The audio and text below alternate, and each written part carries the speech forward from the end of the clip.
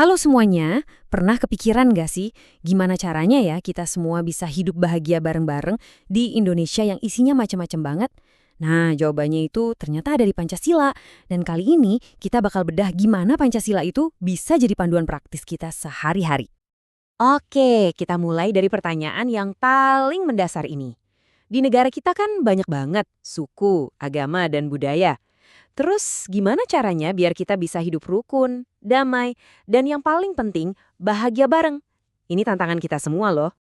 Dan ternyata jawabannya itu udah ada di depan mata kita. Yap, Pancasila. Tapi ini bukan sekedar doktrin atau teori yang kaku ya. Anggap aja Pancasila itu semacam cetak biru atau blueprint buat kita bisa mencapai kebahagiaan bersama. Nah, sebelum kita kupas satu persatu silanya, kita perlu paham dulu nih kalau Pancasila itu punya dua peran yang super penting. Apa aja itu? Yuk kita lihat bareng-bareng. Yang menarik itu, Pancasila bekerja di dua level sekaligus. Pertama, sebagai dasar negara, dia itu jadi fondasi semua hukum di Indonesia. Ibaratnya aturan main dalam sebuah negara. Tapi di sisi lain, sebagai pandangan hidup, Pancasila jadi kompas pribadi kita, yang nuntun gimana kita harus bersikap setiap hari. Keren kan? Dan jiwa dari semua pengamalan Pancasila itu ya ini, gotong royong. Semua sila yang nanti kita bahas itu tujuannya buat memperkuat semangat kerjasama ini. Karena ya cuma dengan gotong royong kita bisa benar-benar bahagia bareng. Oke, sekarang kita mulai masuk ke intinya ya. Kita bedah satu-satu. Kita mulai dari sila pertama. Gimana sih cara prakteknya? Sila pertama, ketuhanan yang Maha Esa. Ini bukan cuma soal kepercayaan pribadi kita masing-masing, tapi sila ini juga jadi fondasi spiritual dan moral yang nyatuin kita semua sebagai satu bangsa. Jadi, poin utamanya gini, sila pertama itu bukan cuma tentang keyakinan kita sendiri, tapi juga tentang gimana keyakinan itu ngajarin kita untuk menghormati orang lain yang keyakinannya beda. Inilah akarnya toleransi di Indonesia. Wujudnya itu ada di tindakan-tindakan yang sederhana banget.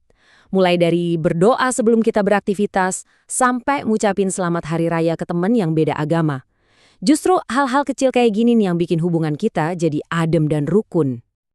Lanjut yuk, sekarang kita lihat sila kedua dan ketiga. Dua sila ini tuh saling nyambung banget loh. Intinya, tentang gimana cara kita memperlakukan satu sama lain supaya persatuan kita makin kuat. Sila kedua ini ngingetin kita kalau kita itu makhluk sosial. Kita saling butuh satu sama lain. Jadi ini tentang menghargai martabat manusia, tentang keadilan, dan tentang kasih sayang antar sesama. Nah, dari rasa kemanusiaan dan saling peduli itulah lahir sila ketiga, Persatuan Indonesia. Di tengah semua perbedaan yang kita punya, persatuan itu jadi modal utama kita sebagai bangsa. Contohnya juga jelas banget di sini. Berteman sama siapa aja nggak usah beda-bedain. Stop bullying atau perundungan ya. Terus kita pakai bahasa Indonesia biar semua bisa nyambung. Dan yang paling penting, dahulukan kepentingan bersama di atas kepentingan kita sendiri. Ini semua wujud nyata dari kemanusiaan yang membangun persatuan. Oke, kita masuk ke dua sila terakhir nih. Ini adalah pilar tentang gimana cara kita ngambil keputusan bareng dan mastiin semua orang dapat keadilan. Sila keempat ini bisa dibilang jantungnya demokrasi kita. Ini tentang cara kita nyelesain masalah. Bukan dengan adu kuat atau maksa, tapi dengan duduk bareng, diskusi, atau yang kita kenal dengan istilah musyawarah untuk cari solusi terbaik. Nah, kutipan ini pas banget. Kunci dari musyawarah yang sukses itu ya kemampuan kita untuk dengerin dan hargain pendapat orang lain, walaupun kita nggak setuju sama pendapat itu. Dan muara dari semua sila tadi, tujuan akhirnya ya sila kelima ini, keadilan sosial. Ini adalah cita-cita kita semua untuk menciptakan masyarakat yang adil dan makmur, di mana nggak ada satu orang pun yang ketinggalan.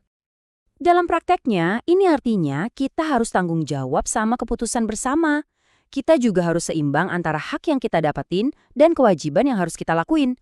Termasuk juga soal gaya hidup loh. Hidup hemat, rajin nabung, dan gak pamer kemewahan, itu juga bagian dari keadilan sosial. Oke, kita udah sampai di bagian akhir nih. Ada satu hal yang paling penting untuk kita ingat baik-baik. Jadi, Pancasila itu bukan cuma teori buat dihafal pas ujian ya. Dia itu hidup. Hidup lewat pilihan-pilihan kecil yang kita ambil setiap hari. Yang kalau digabungin, bakal ngebentuk karakter bangsa dan kebahagiaan kita bersama. Jadi kalau mau disederhanain, ada 3 langkah praktisnya. Pertama, hargai semua orang, apapun latar belakangnya. Kedua, selalu dahulukan kepentingan bersama. Dan ketiga, kalau ada masalah, selesaikan dengan diskusi. Simpel kan? Nah, pertanyaannya sekarang buat kita semua, buat kamu dan buat saya juga, setelah kita bahas bareng-bareng, tindakan Pancasila apa nih yang bakal kamu lakuin hari ini buat ikut nambahin kebahagiaan bersama?